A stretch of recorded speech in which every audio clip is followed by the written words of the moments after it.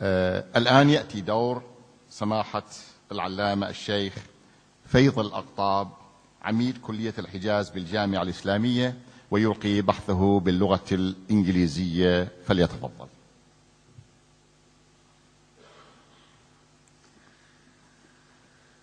بسم الله الرحمن الرحيم. الحمد لله رب العالمين، والصلاة والسلام على سيد الأشرف المرسلين خاتم النبيين وعلى آله وصحبه أجمعين إلى يوم الدين.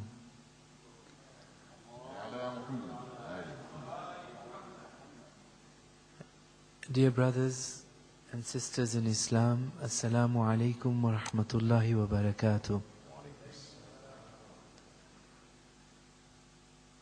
Once again, I'm very pleased to be here today at the proximity bain al-mazahib, between the different sects of Islam, and to present my thoughts on constructive dialogue that can exist between the various sections between the Muslim community.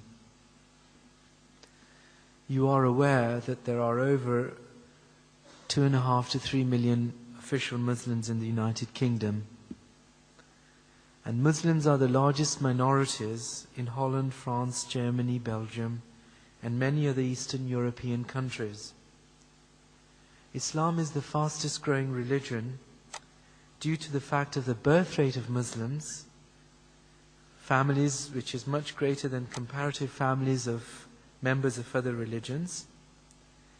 This statistic shows quite clearly that the concepts of contraception is not widely practiced in the Muslim families, and especially not practiced in the Bengali and Punjabi communities. The 1991 census, which is the last census of the British government, shows quite clearly that the Muslim population of Britain had by percentage a far greater number of larger families than any other religion. It is also clear that the indigenous members of the European countries are converting to Islam rapidly. This is despite the onslaught of the media. There is a quote in the Times newspaper of 1999, and then repetitive quotes in other newspapers, which says that over 20,000 women converted to Islam in Britain, despite the fact that the media reports had a bad coverage of the treatment of women in Islam. It has also been reported that a particular mosque in France accepts 25 reverts to Islam every single week of the year. The reason for these conversions are primarily due to marriage with a Muslim partner, but secondly because a number of people are finding ideological serenity and spirituality of Islam giving them an ultimate peace of mind and heart. This cannot be found in the hype of modern materialistic society. And just to give you an example, just the other day I was speaking to a friend who's a chartered accountant, and he was speaking about a firm of chartered accountants who, I'll mention the name, Arthur Andersen, who have now become liquidated as a company. So the founding partner of Arthur Andersen, who's one of the most leading chartered accountants in this country, had a huge office, and he was somebody who was more of a recluse. And he said, as a Muslim, no one used to enter into his office, but I entered into his office just to learn from him. Then one day I saw a book in his library, and I was surprised by what I saw. He said, I saw that the book was actually the Holy Quran. So I asked Arthur, I said, Arthur, you are a devout Christian, what are you doing with the Holy Quran? He said, well, and his name is Shaukat. He said, Shaukat, I've read half of the Quran, and I can tell you this is the best book I've ever picked up in my whole life. And when few months later, Arthur, who is the founding member of Arthur Andersen, called in Shaukat and said, you know, I've read the book, and today I want you to sit before me when I give the Shahada. So one of the key things that I think that we must also address is that in the society today, there are a lot of people that are what we would call closet Muslims, where deeply they are Muslim, they have reverted to the ideas of Islam, but openly they have not made the Shahada known to other people. It has also been reported that there will be a continued influx of migrant workers, either in the form of asylum seekers, illegal immigrants, married settlers, and others who are Muslims, that will settle in Europe and America by the hundreds of thousands. It is false to suggest that these influences of migrants are contrary to the wishes of the host government, as immigration is controlled and dictated by the individual governments in Europe and America to suit their economic requirements. It was reported in the Black Conference of the trade union movement, held in May 2006, that Great Britain alone requires 400,000 foreign workers every year to maintain this economy in Britain. A similar situation persists with America and other European first world countries. By reason of this influx of migrants, especially from Muslim countries, the proportion of Muslims within those countries will continue to increase beyond the levels of normal growth. And recently we've seen the extraordinary influx of Somalians into mainland Europe, especially in France and Britain. However, despite the fact that Muslims will and have become very powerful minorities in Europe and the West, they have clearly lagged behind in the overall power structure within these host communities. There are external and internal issues which continue to suppress their exposure and prosperity, which would be discussed later. But the fact is that the Muslims living in these countries can play a major role in furthering the aims and objectives of the Islamic movement. It was the case before that there would need to be an invasion of a country or a country's borders before an ideological conversion can take place. This is clearly not necessary, as there are Muslims in their millions in Europe and the West who, if set right on their ways, can fulfill the obligations of لِيُزْهِرَهُ عَلَى الدِّينِ كُلِّهِ, that Islam should be expressed completely and dominate as the better alternative to any other system that exists. The onset of the internet also interestingly facilitates the global position of Muslims. It is much easier now for a person to communicate with somebody sitting 10,000 miles away than for the same person to communicate directly with a person only 10 doors away from him. Therefore, given that travel and communication has become so rapid and accessible, it can easily be said that Muslims are living in a global village. If one is to accept the advance of technology and the impact it has on the globalization of the world communities, then it has to be said that Muslims are a global majority in this global village, as they form over 1/3 of the world's population. Therefore, in this global village, the other communities form a minority, which reverses the whole issue of rights and obligations. This then necessitates for the Muslims, if they can think that way, to declare themselves as a global majority and to offer minorities within the global village rights as are offered as scraps to Muslims in the current political situation. However, this declaration must be supported by the good examples that Muslims in terms of their conduct and not Muslims whose practices of Islam is non-existent and whose moral standards are less than the average villain. If this concept of acceptance of the Islamic practice can become prevalent amongst the majority of the Muslim community around the globe, then there can be a strategic penetration of the ideas of Islam within this global village.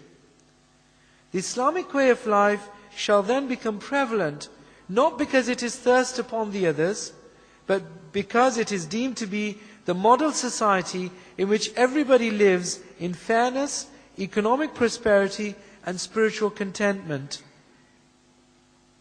There are certain issues and requirements that need to be dealt with in order for the above premises to become a reality. This requires a further examination of the external and internal issues that to a greater extent affect the Muslim minorities in the West, but to a similar extent affect the Muslims worldwide. The first issue is the question of westernization and the onslaught of the Western culture. It used to be said that the West is looking at possibilities of either integration or assimilation based on the retention of individuality. However, the same is no longer true, as the West has attempted to overwhelm the Muslim communities around the globe with its own culture. From jeans to pop music to junk food, the Muslims of today is more materialistic and more in tune with a capitalistic society rather than an Islamic society, whether he's living in a minority or a Muslim situation. It is not the purpose of this paper to identify issues of onslaught of Western culture, but it is true to say that the West has colored the economic and the political flags of most Muslim countries, except Iran, of course, with their own colors. However, they have, to date, been a retention of individual Muslim culture, by reason of which the West used to say that Muslims can claim their soul to be their own. However, the situation is disintegrating rapidly, and it seems that the West will only be content when it has overtaken the souls of Muslims as well. And we see the cultural problems in Iran, in Syria, in Egypt, in Pakistan, and recently I was speaking to somebody, and we were talking about the produce of different countries, and so they said, so what does Pakistan produce today? And my answer was, Pakistan today produces more singers, pop singers, than the entire Bollywood and Hollywood industry together. That is the produce of Pakistan today in terms of its culture.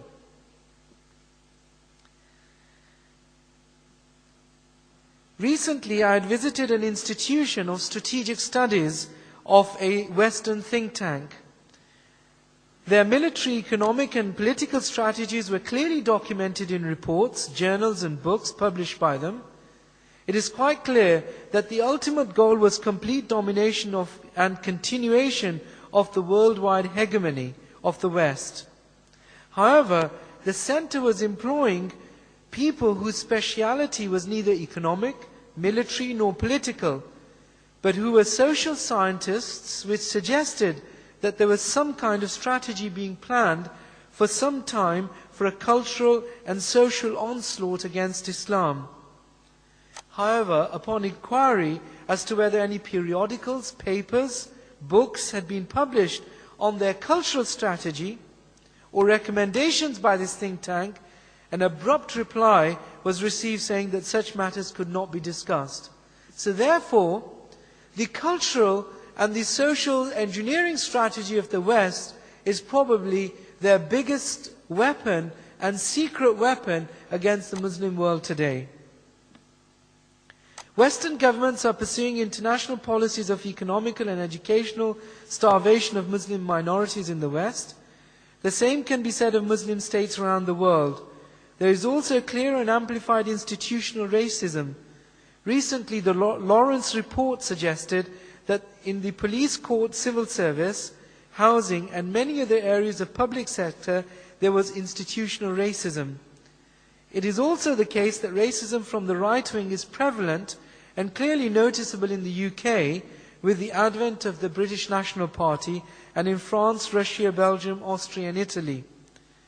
The extent of these movements depend on how far there is the will of the establishment to either tolerate them or to promote them so that they can balance the uprising power base of the Muslim minorities. The onslaught of the westernization of Western culture is also clearly connected with its direct efforts to annihilate the general principles of Islam. The cultural onslaught is succinct, but there are certain instances where the said onslaught is manifest. This is exemplified by the erasure of Clause 20 of the British Acts of Parliament which prevented the promotion of homosexuality.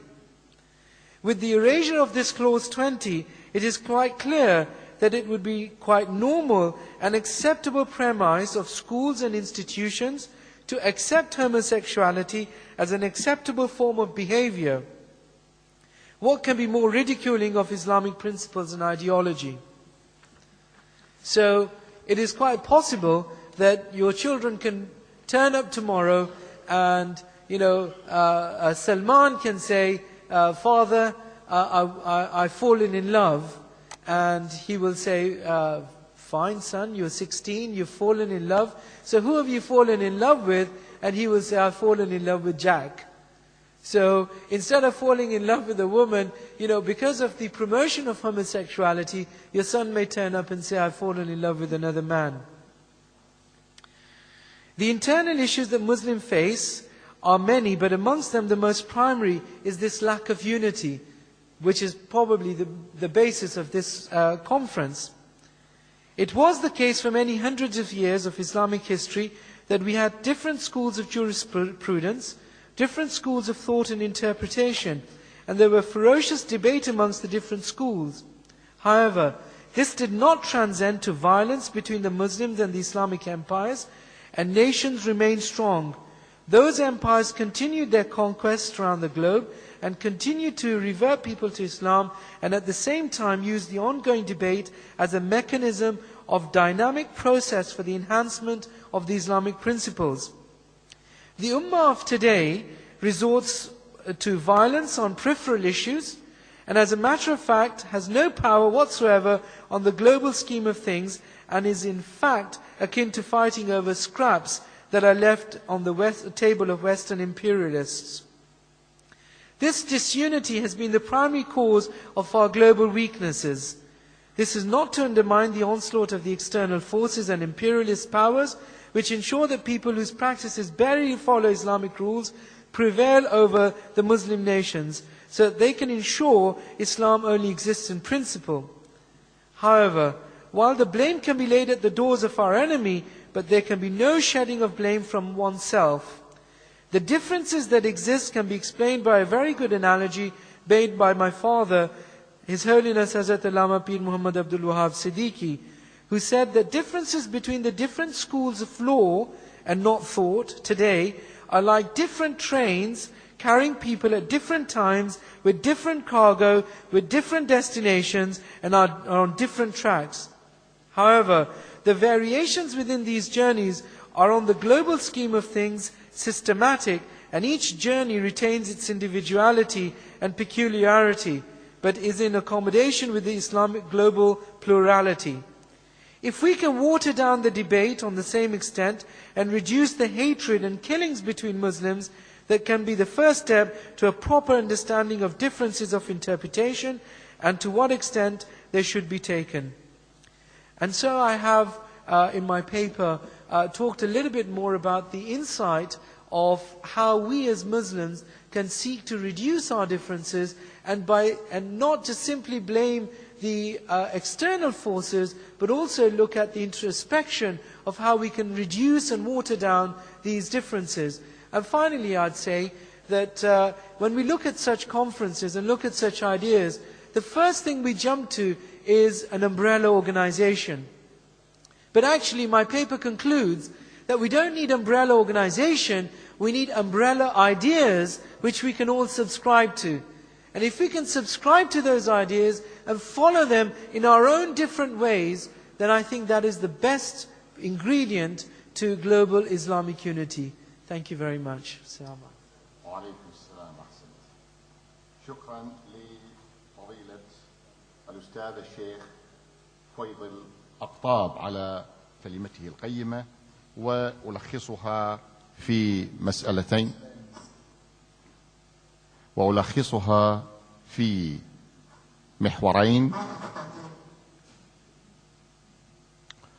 المحور الأول أنه تحدث عن كيف ينتشر الإسلام بسرعة في أوروبا، وأن آخر تعداد سكاني في بريطانيا حدث سنة 1991، بين أن الأسر المسلمة أوسع الأسر تكاثرا وتناسلا وتوالدا، إذا أضفنا إلى ذلك اعتناق الكثير من غير المسلمين للإسلام، إذا كان من أجل الزواج أو من أجل الأمور الأخرى، فهذا يبين أمرا ثالثا، وهو التقارير التي تقول أن الاقتصاد الأوروبي والأمريكي كلاهما يحتاجان إلى عدد كبير من غير الأوروبيين، ونخص بينهم المسلمين في دعم الاقتصاد، ولا يقل عن 40,000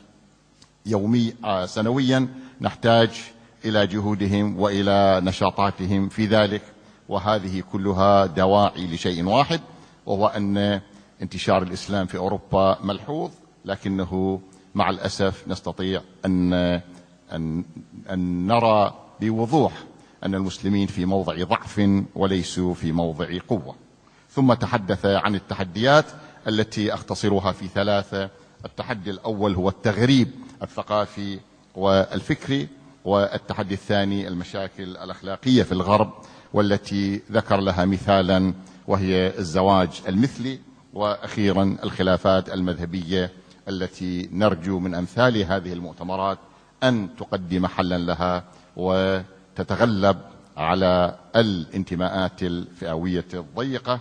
فشكرا له على هذا البحث القيم.